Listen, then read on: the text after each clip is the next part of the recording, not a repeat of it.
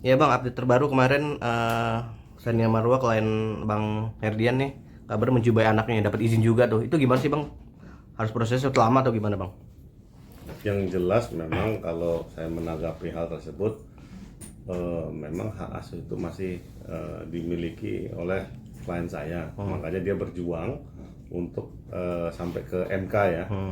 Karena memang soal hak asuh ini pasal 330 ya KUHP itu, soal hak asuh itu jadi perdebatan. Karena ada yang berpendapat, nggak tahu dia pakai tafsir apa, bahwa hak asuh itu sebetulnya punya kedua-duanya. Padahal ada keputusan hukum yang ingkrah bahwa hak asuh itu adalah milik dari Sania Marwah. Artinya secara eksklusif itu punyanya klien saya. Nah, tapi diambil paksa nih, ya kan, dengan versi hukum menurut si Atalarik kan itu ya. Tapi ya itu kejadiannya. Nah, tapi polisi dan jaksa dan P2 TP2A juga nggak punya sikap, apalagi Komnas Perempuan, Komnas Anak itu gamang menyikapi pasal 330 KUHP itu yang soal hak asuh. Padahal hak asuh itu clear, yang punya itu adalah yang pemenang. Nah, ketika dia ingin berkolaborasi atau dengan bersama-sama mengasuhnya, ya itu adalah hak, bukan kewajiban. Artinya memang kalau memang si Atalarik bilang mau bersama-sama mengasuh, ya itu memang kewajiban dia karena dia nggak punya hak. Dia harus menyerahkan ke Sania Marwah. Ingat loh, dia itu setelah nggak punya hak, dia bisa dikategorikan menculik anaknya, terus diambil terus nggak dibalikin lagi. Tapi itu yang sudah berlalu karena yang dikedepankan ini adalah sebetulnya tumbuh kembang anak. Nah, tapi sangat konyol sekali kalau tumbuh kembang anak ini mengaburkan kepastian hukum yang ada di Indonesia. Betapa banyaknya orang-orang tua yang sudah punya hak asuh, tapi udah berjuang nih dari tingkat pertama, tingkat kedua, sampai Mahkamah Agung, menang dia, dimenangkan sama Mahkamah Agung. Tapi ketika dia ingin menagih haknya dan melaporkan ke polisi, polisi gampang.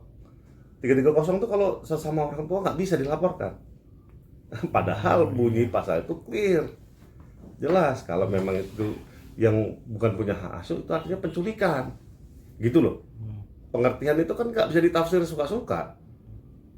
Kalau kata Rocky Gerung itu kan dungu. Tapi kan ini bang, Artinya dari putusan MA sendiri haknya jatuh kepada Sania Marwah sendiri ya bang. Jelas. Nah tapi kalau secara ini Sania Marwah mau nggak artinya membagi, artinya kan bagaimanapun juga kan itu ayahnya, nggak ada bekas orang tua kan, nggak ada bekas anak. Sania Marwah seperti apa? Mau membagi hari-harinya atau seperti apa? Itu udah pasti, karena kenapa? Sania Marwah itu adalah ibu yang bertanggung jawab, yang taat hukum dan menjunjung tinggi yang namanya hukum. Dan dia juga mengedepankan tumbuh kembang anak. Makanya ketika dulu kita mau eksekusi, tidak ada eksekusi lanjutan. Karena kenapa? Anaknya jerit, katanya ketakutan segala macam. Nah, disitulah saya yakin sekali Sania Marwah itu tetap mengedepankan kepentingan anak di atas kepentingan pribadinya dia. Berbagi adalah hal yang lumrah karena mereka berdua adalah sama-sama masih orang tuanya. Walaupun yang tidak bersama lagi kan begitu. Karena tumbuh kembang anak akan terganggu ketika ada salah satu orang tuanya tidak hadir dalam tumbuh kembang anak. tapi kan Atala juga waktu itu kan pernah menyinggung ya penolakan mentah-mentah dari Sani ya bang, yang Jumat Sabtu Minggu tuh udah ditawarin tapi Sani menolak. Nah itu mungkin pledoi atau pegangan kuat dari seorang Atalarik itu gimana tuh bang nanti? Kalau saya terus terang, kalau omongan dari Atalarik saya nggak bisa nggak bisa saya anggap serius ya. Karena kenapa? Dia sendiri dengan tegas mengatakan hukum itu yang dia ikutin hukum menurut dia, selera dia. Dia nggak tunduk sama hukum Indonesia. Saya bingung juga dalam arti pemikiran dia. Dia orang dewasa loh. Pernyataan dia itu yang di muka publik itu jelas. Nah, kalau dia nggak tunduk sama hukum Indonesia, kita bingung dia mau pernyataan apa. Nah, tapi secara moral, klien saya memang betul kalau ingin mengasuh bersama ngomong dong. Tapi haknya kan sama klien saya dulu. Dan lucu-lucunya tiba-tiba mau bikin paspor lah, mau ngajak ke luar negeri lah. Emang hukum menurut nenek lu doang mikirnya? Kan nggak bisa. Hukum itu harus ada aturan yang tegas kok. Dikembalikan dulu ke haknya yang punya hak, baru mengaturnya kan negosiasi, itu namanya mediasi. Bang, menurut abang apa sih yang harus diperbaiki dari sistem hukum kita? Artinya ketika orang sudah berjuang melalui jalur yang sesuai dan ketika mendapatkan haknya menang, tapi dia nggak bisa tuh Mengeksekusi. yang mengeksekusi, padahal dia sudah melalui tahapan yang benar. Apa mungkin sistem yang harus berbarui dari hukum kita, Bang? Yang jelas anggota DPR yang baru dan pemerintahan yang baru ini wajib ya mengedepankan kepastian hukum. Karena terus terang selama 10 tahun ini yang menjadi ganjalan soal investasi dan jadi jargon nawacita, kemudian Indonesia Maju ini jadi omong kosong semua karena tidak adanya kepastian hukum, disebabkan oleh kegamangan atau tafsir liar terhadap pasal-pasal yang sudah ada. Nah, sinkronisasi instrumen hukum itu dan menjadi sebuah kepastian hukum itu harus berlaku dari Mahkamah Agung, Kejaksaan maupun kepolisian dan badan-badan yang mengurusi urusan tersebut. Contoh kayak P2 TP2A, Komnas Anak, Komnas Perempuan. Ketika mereka dikasih rel yang saling berbenturan, nggak sinkron, akibatnya apa? Mereka mau menegakkan apa? Mereka ngurusin apa?